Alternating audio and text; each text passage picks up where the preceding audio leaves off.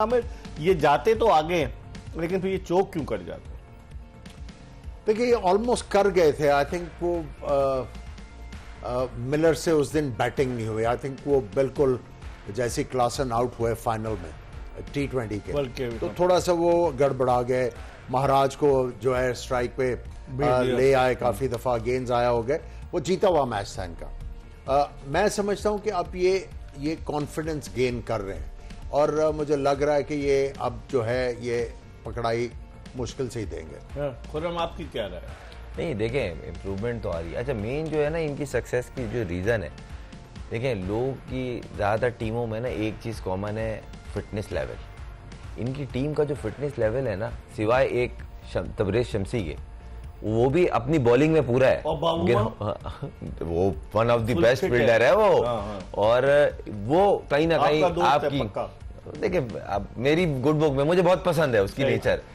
तो खैर कहने का मकसद ये है कि उनकी फिटनेस लेवल, उनकी बैटिंग बॉलिंग हर जगह शेडो में दिखती है। और कहीं ना कहीं ग्राफ जाने की एक बेहतरीन वजह यह कि उनके जितने भी प्लेयर्स आते हैं वो सुपर फिट होते हैं।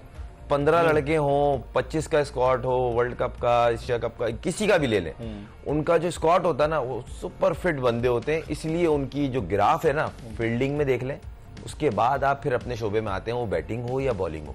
लेकिन आमिर, उन्होंने सियाह फार्म क्रिकेटर्स का कोटा भी रखा हुआ है। वो देखिए, अब आप उनके कितने जो कलर्ड और जो नेटिव हैं, कितने वो क्रिकेट आके अच्छी खेल रहे हैं। जैसे महाराज भी उन्हीं में आता है। फिटनेस जो लेवल है ना, वो आपको इंप्रूव होता है, उसकी पूरी वो साइंस है। ग्राउंड्स जब बनते हैं ना, ग्राउंड्स उस पर भल नहीं पड़ती। वो पहले नीचे रेत रखते हैं, रेत के ऊपर 2 फीट की मिट्टी डाल के उसको फिर जो कंप्रेस करते हैं, कंप्रेस करके फिर घास उड़ा उसके ऊपर उगता है।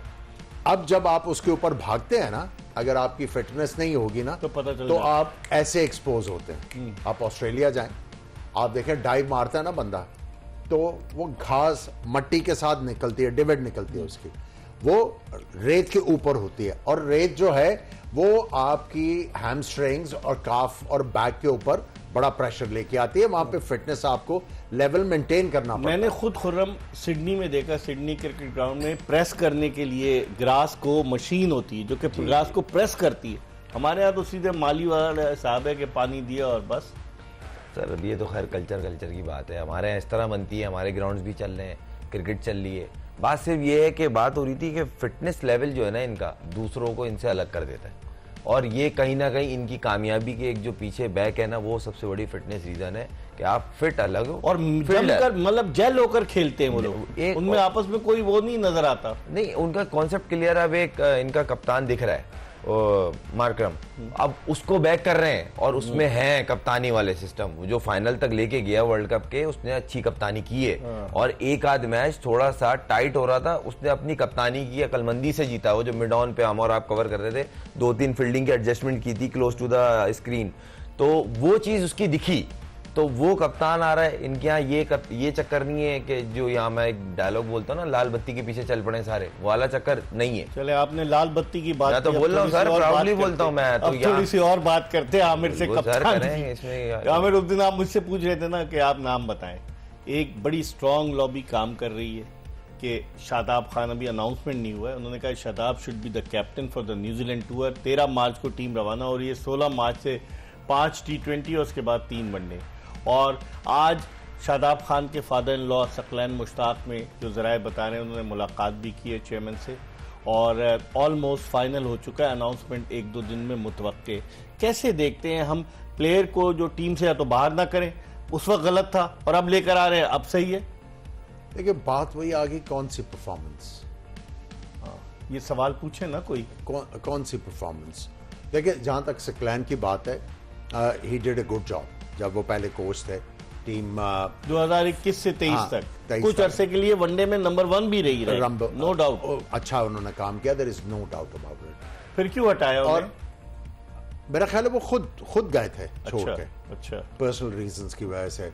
आई थिंक कोई पैसों का मुतालबा था या पता नहीं, उनको फैमिली इंटरनेशनल असाइनमेंट भी उनको मिल रहा था इसलिए। I don't know. लेकिन जो मेरे तक बात पहुंची थी, इन दोनों चीजों में से एक चीज थी। लेकिन he did a good job. अगर उसको लेके आ रहे हैं तो अब आके को वो तो कह रहे उबूरी कोच थे ना इंटरम, तो उनके सर पे फिर ताज क्यों पहनाया था आकिब के? देखिए ये थोड़ा सा ना, ये थोड़ा सा आई थिंक मैंने जो बात की थी आपसे कि जब आप नी जर्क रिएक्शन करेंगे उसका फायदा नहीं होता और वो काउंटर प्रोडक्टिव होता है। और मैं ये एक्सपेक्ट करता हूँ पाकिस्तान क्रिकेट बोर्ड का जो थिंक टैंक है कि बड़ा सोच समझ के और देर पा फैसला करें जो भी करना है। थिंक टैंक में थिंक करने की सलाहियत है?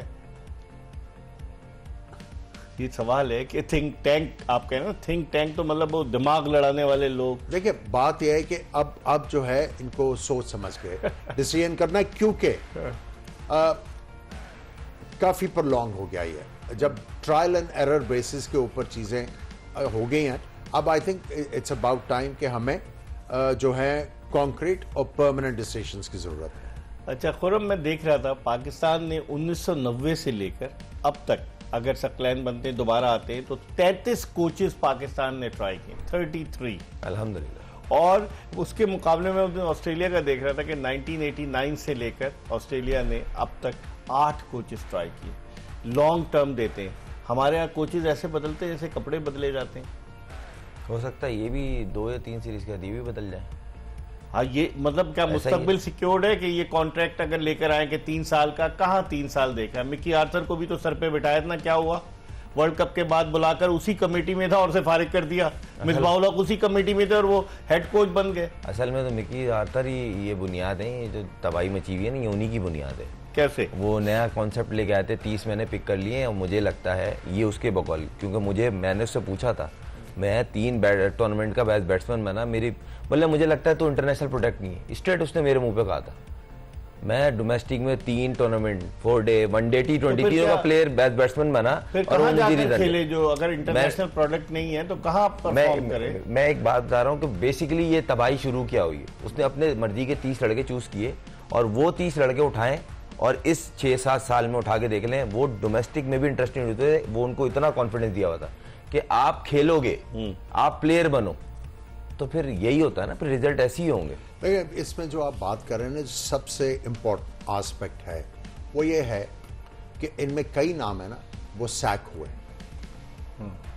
वो उन्होंने खुद तो नहीं छोड़ा, लेकिन फिर कंसिस्टेंसी नहीं है ना आपके यहाँ। वो सैक हुए, दोबारा आए, फिर सैक हुए, फिर आए, फिर सैक हुए। आप किसकी बात कर रहे हैं? काफी हैं इसमें, आप इसमें नाम देखें ना आपको पता लग जाएगा। जब आप सैक कर रहे हैं इसका मतलब है आपने डिलीवर नहीं किया। फिर कैसे आ गए दोबारा? You are not good enough. तो फिर कैसे आ गए? आपने जो ये सवाल खड़ा किया, दोबारा कैसे आ गया? फिर आपने जो सवाल खड़ा किया है उसकी वजह यही है ना, उसकी वजह यही है कि भाई आप किस रीजन के ऊपर किसी को सैक कर रहे हो और किस रीजन के ऊपर आप दोबारा लेके आ रहे हो। देखिए अगर आप किसी को सैक कर रहे हो, 2 चीजें है ना, या लैक ऑफ डिसिप्लिन या आप कॉम्पिटेंट नहीं हो। सही, लेकिन इसके अलावा कोई चीज है तो आप मुझे बता दें। लेकिन जो तो फिर अगर सैकिंग हुई है इसका मतलब है कि कुछ ना कुछ इनएबिलिटी थी और फिर वापस आ जाए। ये जब ये चीजें होंगी तो फिर इसलिए नंबर बहुत ज्यादा है। मैं इसीलिए कह रहा हूं नी जर्क रिएक्शन।